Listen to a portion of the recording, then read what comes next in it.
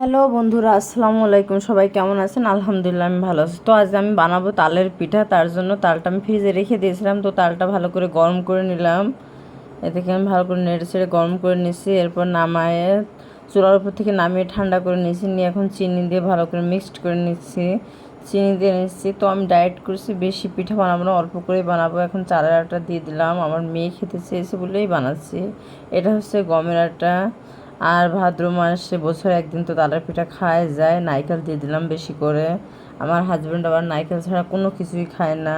সেমাই বলেন, পায়েস বলেন, পিঠা বলেন, সব কিছুতে তার নারকেল দেওয়াই লাগবে। তো আমি সব কিছু ভালো করে মিক্সড করে নিচ্ছি চামচ দিয়ে। এখন হাত দিয়ে মিক্সড করে আরও নরম করে মাখিয়ে নেব।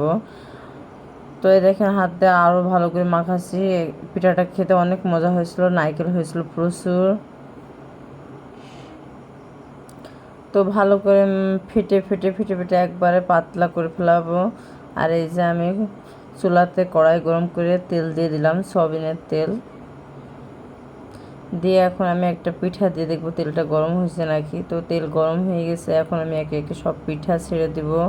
তো তালের পিঠা খেতে আপনাদের কেমন লাগে কমেন্ট করে বলে যাবেন। আমার কিন্তু ভালোই লাগে, কিন্তু আমি এখন ডায়েট করছি বলে তালের পিঠা খাচ্ছি, খুবই কম খাইছি, 4-5টাই খাইলাম। তো এই যে আমি আস্তে আস্তে সবগুলো পিঠা কড়াই ভর্তি করে দিয়ে ভেজে নিব।